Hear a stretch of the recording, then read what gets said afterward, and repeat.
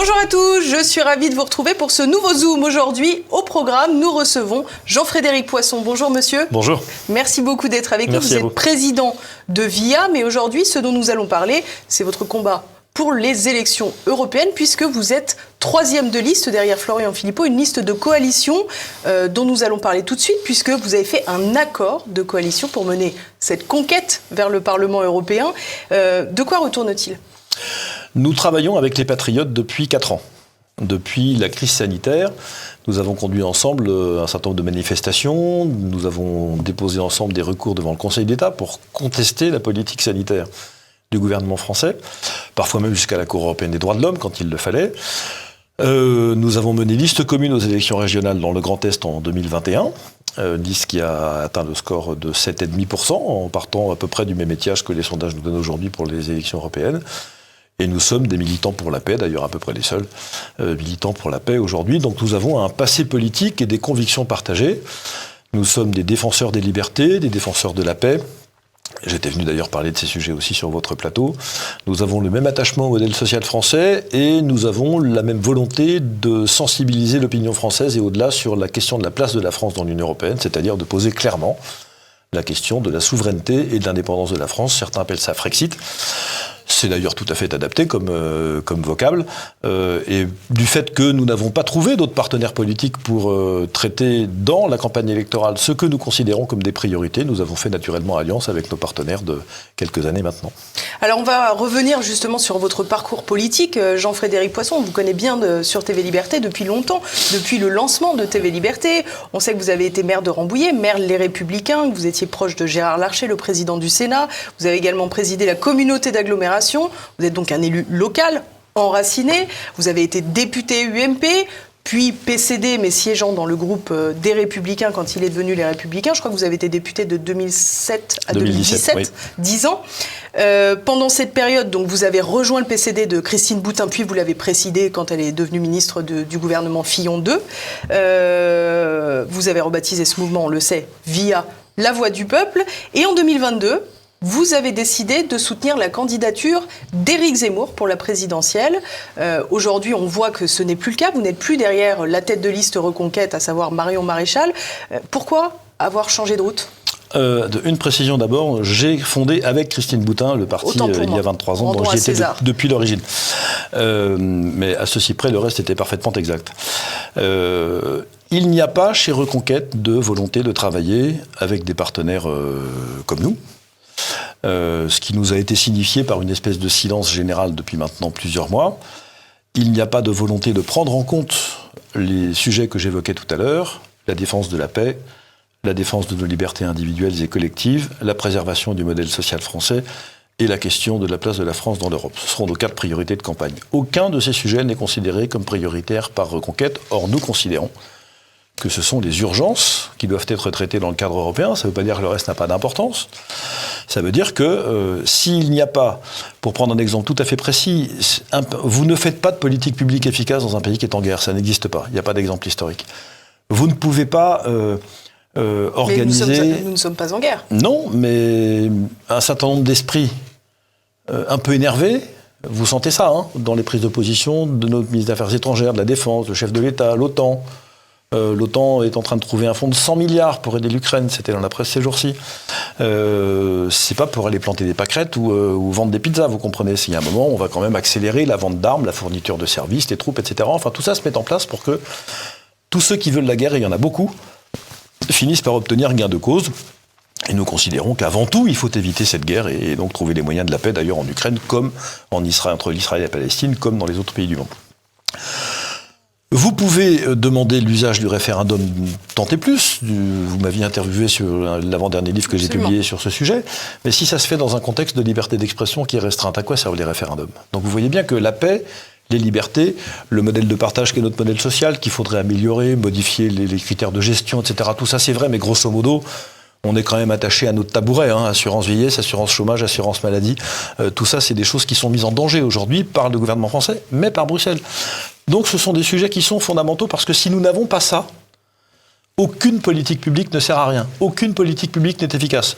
Aucune politique publique ne peut profiter au peuple français. Donc travaillons sur les causes et sur les conditions de possibilité plutôt que sur les conséquences et des sujets qui sont très importants, mais qui n'auront pas de réalité si ces causes-là, si ces fondamentaux-là ne sont pas préservés.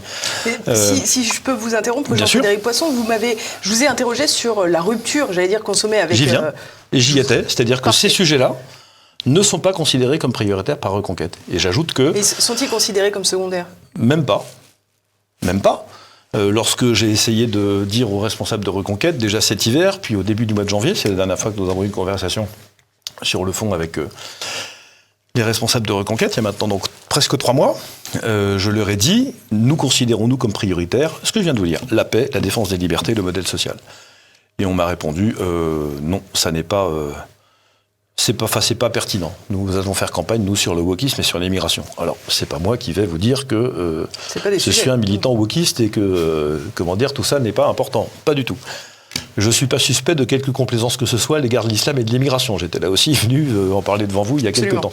Donc, j'ai pas de problème avec ça. Je dis simplement que ça sont des conséquences, ce ne sont pas des causes. Et alors, on veut traiter les conséquences, c'est déjà pas mal. Mais traitons les causes et mettons notre pays en situation de pouvoir traiter au fond ces questions-là. Et tant qu'on restera dans un contexte européen, une ambiance sociale, une ambiance juridique qui sont celles que nous connaissons aujourd'hui, il sera impossible de régler quoi que ce soit. Et dernier point, pour finir de répondre à votre question, je ne crois pas. Je l'ai cru un temps. Je ne crois plus en tout cas, qu'il soit possible de réformer de l'intérieur l'institution européenne pour une raison très simple, cette institution ne respecte pas ses propres règles. Vous ne pouvez pas réformer de l'intérieur une institution qui ne se respecte pas elle-même, c'est impossible. Il n'y a pas de stratégie politique, il n'y a pas de moyens institutionnels, il n'y a pas de moyens contraignants pour faire changer de politique la Commission. Ça n'existe pas, c'est un leurre. Donc autant aller directement à l'os et dire, voilà, mesdames et messieurs, chers compatriotes, prononçons-nous tous ensemble sur la question de savoir s'il faut maintenir la France dans l'Union européenne ou pas. Et puis ensuite, on verra bien. Donc, mais en tout cas, les Français doivent être conscients que l'accélération très grave des circonstances que nous connaissons sur les libertés, sur la politique sanitaire avec le traité de l'OMS, sur la question de l'accélération de la guerre, sur le drame de la politique monétaire économique de l'Europe, enfin, est-ce qu'il faut vraiment encore rester dans un truc Paris ? C'est quand même une question qui doit être posée. Et si on ne la pose pas à l'occasion de l'élection européenne, quand la posera-t-on ? Alors, je vais être un peu méchante et un peu claire, Jean-Frédéric Poisson, mais qu'est-ce qui a provoqué ce divorce ? Quel est le déclic ? Est-ce que c'est votre prise de conscience de l'impossibilité de réformer l'Europe de l'intérieur ou est-ce que c'est précisément, allons droit au but, vous parlez de silence, la façon dont a été traité via la voix du peuple que vous présidez ?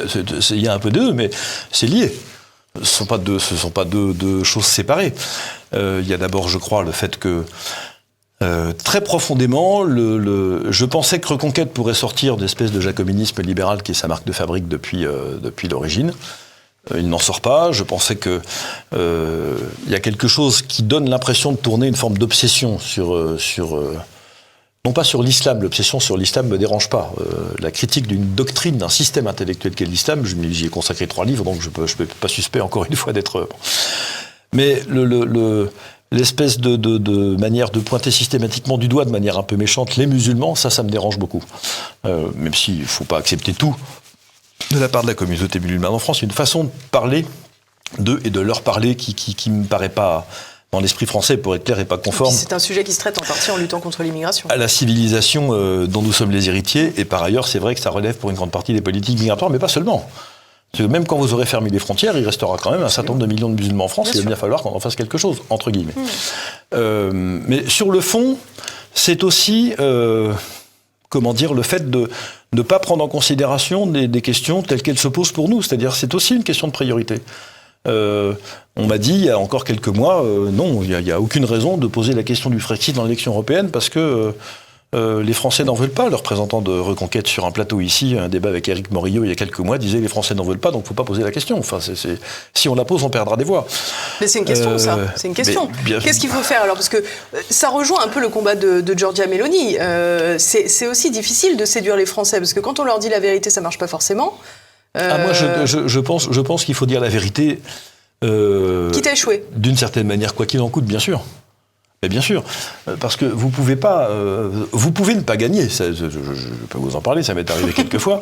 Mais au moins, vous savez, l'honneur d'un responsable politique, c'est de pas d'être fidèle à ce qu'il croit et de dire les choses qu'il pense.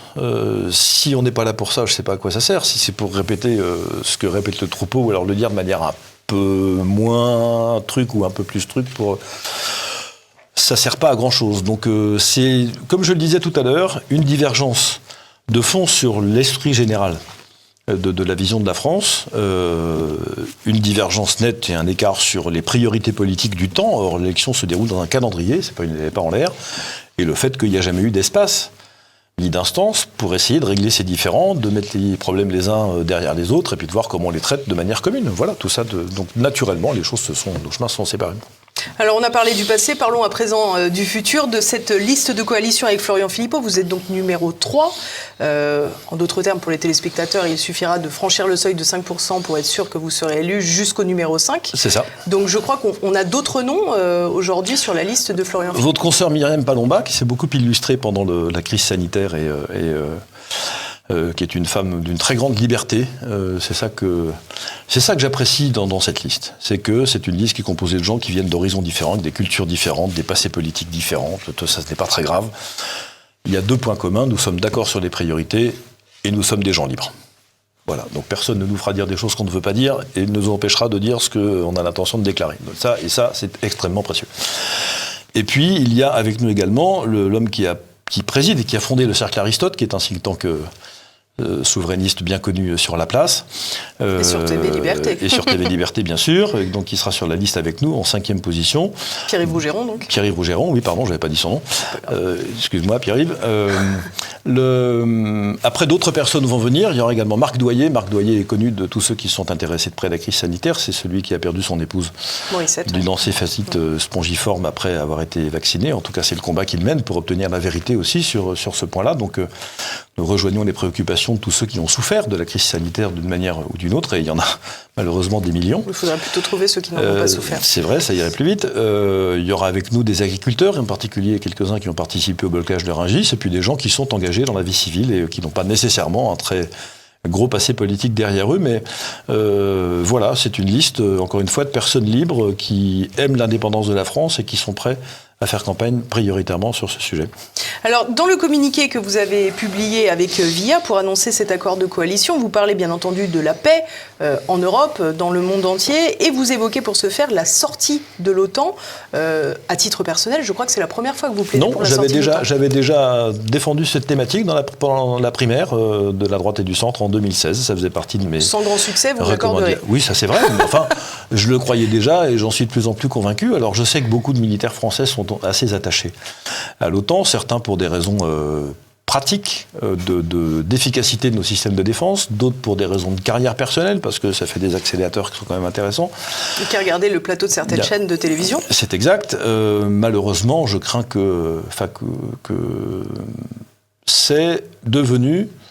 L'OTAN est devenue, il l'était déjà assez largement, ou elle l'était déjà assez largement, mais elle est devenue maintenant le lieu privilégié de notre asservissement à l'égard de la politique américaine qui ne va pas dans le sens de nos intérêts. Donc c'est toujours pareil, c'est une affaire de circonstances, rien n'est gravé dans le marbre. Il y avait un temps peut-être pour faire partie de cette organisation, il y a probablement un temps pour la quitter, ça n'est pas sans poser de difficultés, c'est exact, mais au moins, encore une fois, notre liste sert aussi à poser ce genre de questions pour faire en sorte que les Français soient conscients des sujets, simplement, et de se dire autre chose que « Ah, l'OTAN nous protège, c'est formidable ». Non, l'OTAN ne fait pas que nous protéger. L'OTAN nous emmène aussi dans des opérations qui nous fabriquent des ennemis. Il n'y a qu'à se souvenir, il y a 25 ans, quasiment jour pour jour, ce qui s'est passé sur le bombardement de Belgrade et de la Serbie, qui était notre allié historique, et les Serbes en pleurent encore. J'y suis allé pour l'avoir constaté sur place et avoir constaté comment... on maltraite les chrétiens orthodoxes du Kosovo qui sont maintenant à la merci de types qui les kidnappent, qui les rançonnent, qui rasent leur village et ainsi de suite. Voilà la conséquence de ce que nous fait faire l'OTAN, sans mandat de l'ONU à l'époque, il y a 25 ans, il faut tout de même le préciser. Donc cette sortie de l'OTAN devient quelque chose qui doit être mis encore une fois sur la place publique, et je pense que il faut poser cette question, et encore une fois, l'élection européenne est le lieu privilégié pour poser ce genre de problème. Alors, vous posez aussi la question des libertés individuelles, on l'a dit, Florian Philippot a été précurseur dans la défense des libertés, dans la question de la crise sanitaire. Vous étiez à ses côtés absolument, quasiment depuis le début, sinon depuis le début. Depuis le début, c'est chacun de notre côté, puis on s'y rejoint en fait. Absolument. Vous mettez aussi en avant dans le communiqué les dangers de l'euro numérique et de l'identité numérique qui a trait donc à la question des libertés individuelles. Est-ce que vous pouvez nous expliquer ce qui vous inquiète ? Oh, c'est très simple. Petit à petit s'installe un système de surveillance générale des populations, dont le premier socle, le premier outil, est cette machine magique que désormais tout le monde a dans la poche, qui s'appelle le téléphone portable. Encore il y a quelques jours, on a appris qu'en fait, je prends cet exemple parce qu'il est très illustratif de ce qu'on est en train d'évoquer. On a appris que pendant les Jeux Olympiques de juillet prochain, même les riverains des sites de compétition devront avoir un QR code, un laissez-passer et une carte d'identité pour rentrer chez eux. Pas pour traverser la frontière ou rentrer dans le site officiel de la NASA ou de la Banque fédérale des États-Unis, pour rentrer chez eux. Dans un laboratoire P4, en principe, pour rendre son QR code. C'est ça, exactement.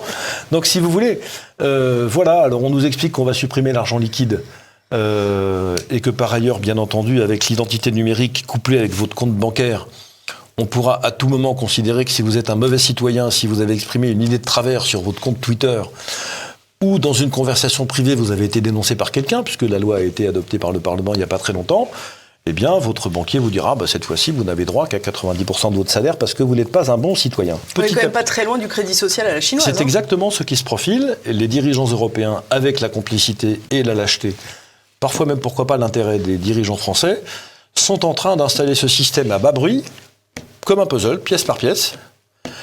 Et il faut que des personnes comme nous, qui avons l'impression de comprendre ce qui est en train de se passer, qui le voient se dérouler sous nos yeux, disent attention, le puzzle.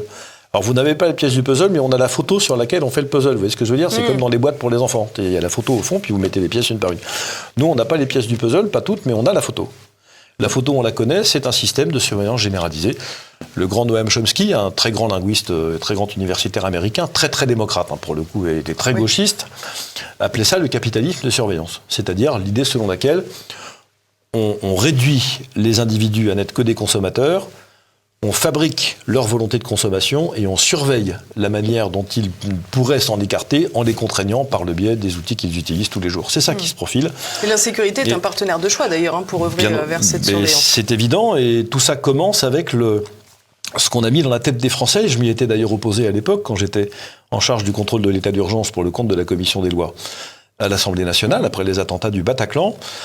Où il y avait, vous vous en souvenez, cette idée de savoir s'il fallait prolonger l'état d'urgence indéfiniment, même si la menace terroriste à l'époque était en train de s'éteindre. En tout cas, c'est ce qu'on imaginait. On voyait en tout cas que l'état d'urgence ne servait plus à rien. Puis, l'exécutif à l'époque l'avait prolongé, considérant que la menace était encore présente, réelle, vivace, etc. Bon.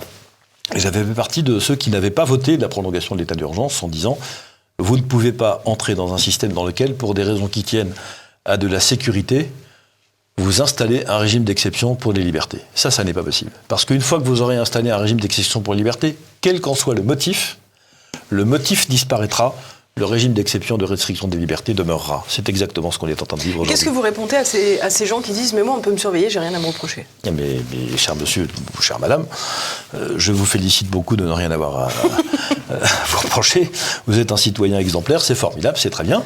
Mais je suis désolé de vous dire que votre confort personnel est très inférieur à cette idée que pendant qu'on peut vous surveiller parce que vous n'avez rien à vous reprocher, d'abord, vous ne savez pas si vous avez quelque chose à vous reprocher. En fait, vous n'en savez rien. Parce que ce système qui s'installe, sa caractéristique, et c'est ça qui change par rapport à l'habitude que nous en avons, c'est que dans le système où nous vivions jusqu'ici, dans lequel en tout cas j'ai été élevé, j'ai grandi et je me suis engagé même en politique, les règles étaient claires. Elles étaient les mêmes pour tout le monde et elles étaient autant que possible compréhensibles. Alors, sauf le code des impôts, le code de l'urbanisme et d'autres trucs qui sont absolument incompréhensibles, mais globalement, on savait où elles étaient. On n'avait pas de crainte de voir régner l'arbitraire. C'est-à-dire que vous ne craigniez pas qu'un jour, dans la nuit, parce que quelqu'un change d'avis, vous deveniez un délinquant le lendemain alors que la veille, vous ne l'étiez pas. Ça n'existait pas. J'allais dire, vous parlez d'un temps que les moins de 20 ans n'ont pas connu. C'est exact. Merci de rappeler mon état civil à l'occasion. C'est tout à fait élégant, je vous en remercie beaucoup. Mais c'est ça qui change aujourd'hui. C'est-à-dire qu'en fait, dans le règne de la censure sur Internet, je prends cet exemple-là, il est très concret, et d'ailleurs des textes européens viennent d'être votés. Ou alors dans le cadre de la loi qui a été votée récemment par le Parlement, qui installe le délit de délation dans le cadre des conversations privées. Vous avez certainement entendu parler de ça, sinon évoqué sur votre antenne. Quand est-ce que vous êtes hors la loi ? Vous ne le savez pas.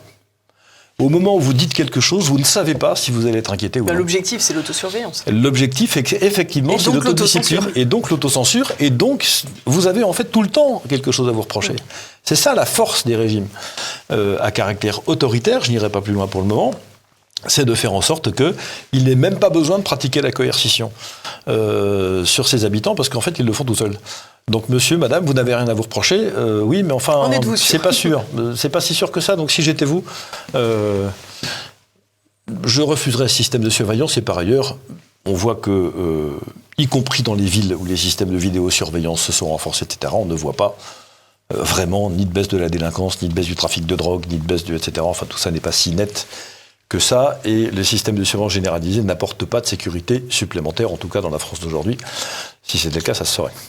Parmi les différents fondamentaux que vous évoquez, il y a également la ligne sociale, le modèle social français, du moins ce qu'il en reste. J'imagine que vous voulez le restaurer. En tout cas, lui redonner sa puissance, oui, absolument.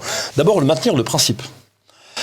Parce que, je rappelle, la force du modèle social français, c'est qu'il est universel. En tout cas, il l'était jusqu'à ce que M. Hollande mette des coups de canif dans le quotient familial, les allocations familiales et un certain nombre d'autres choses de cette nature. Mais on voit bien que c'est la grande tentation des dirigeants, c'est à chaque fois que, effectivement, il y a quelque chose qui ne va pas bien, c'est d'aller piquer dans la caisse des cotisants. Oui, puis pas n'importe lesquels. Notre caisse. De préférence les familles. De préférence les familles, les retraites, enfin là où il y a de l'argent, de toute façon.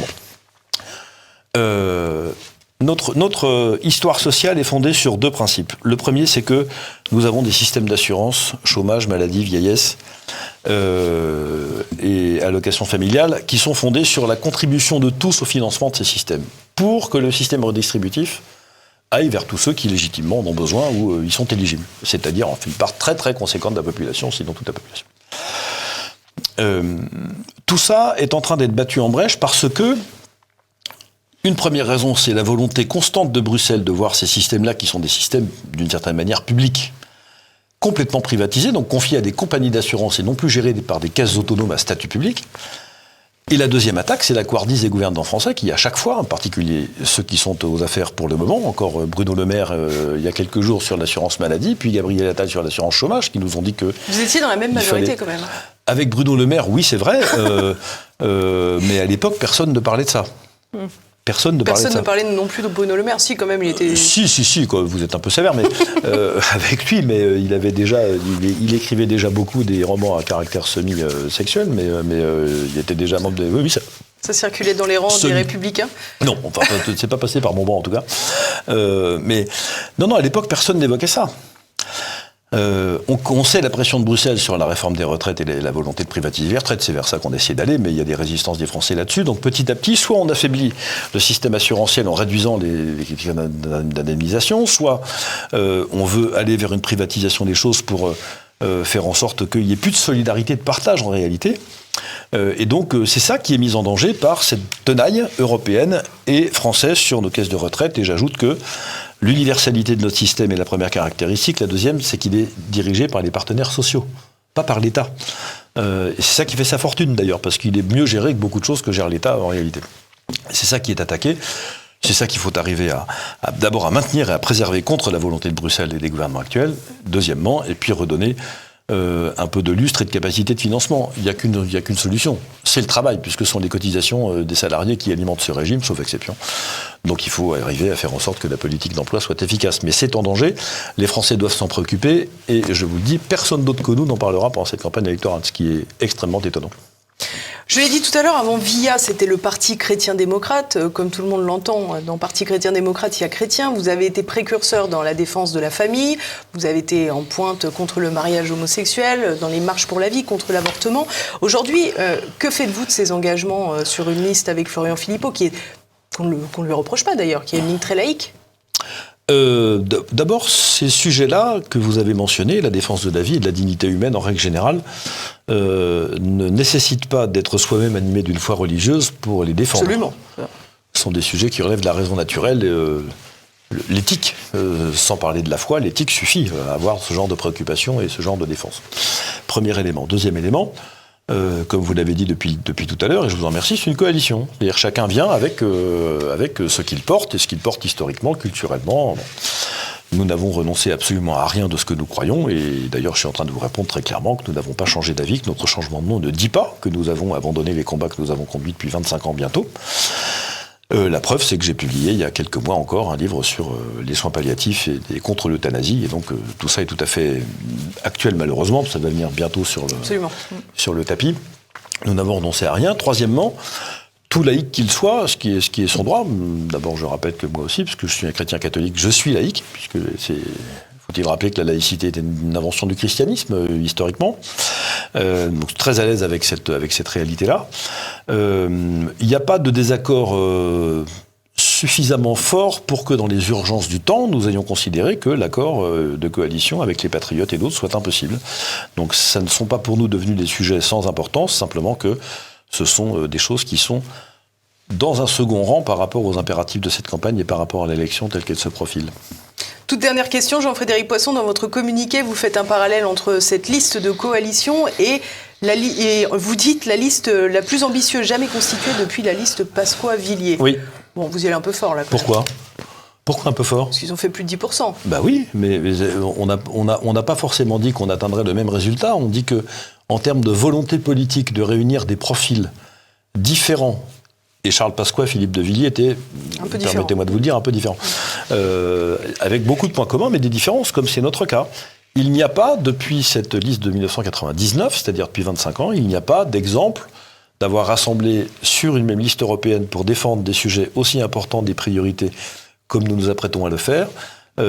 Personne ne l'a réussi jusqu'ici, donc c'est la première fois. Est-ce qu'on aura le même résultat ? C'est ce que je nous souhaite. Ça part d'un peu plus loin qu'eux, mais enfin, quand on se souvient des premières études, des premiers sondages de 99 en ce qui les concerne, c'était pas forcément triomphant. Je crois que les Français prennent conscience petit à petit du fait que cette Union européenne est devenue un canard sans tête, à qui on a coupé le cou, mais qui malheureusement a encore deux pattes pour courir à toute vitesse dans n'importe quel sens, et qui nous emmène partout sauf là où on voudrait. C'est ça que nous voulons essayer de faire comprendre à nos concitoyens, ce sur quoi nous voulons les alerter en leur disant que leur vie quotidienne est directement mise en danger par cette institution. C'est ça, ce qui se profile. Et pas simplement que les politiques sont de gestion un peu décalée ou que les gens ne prennent pas les bonnes... Non, les principes mêmes de la société à laquelle nous sommes attachés sont en question. Donc il faut se réveiller, réveillez-vous, votez le 9 juin, pas utile, vote utile ne sert à rien. Votez pour vos convictions, pas autre chose, et votez pour nous parce que nous sommes les seuls à vous défendre. Voilà ce que je veux vous dire. Bien, c'est dit. Je vous remercie beaucoup Jean-Frédéric Poisson. Merci à tous de nous avoir suivis. N'hésitez pas à partager cette vidéo, bien sûr, à laisser vos commentaires et à cliquer sur le pouce en l'air, ça améliore le référencement. À bientôt.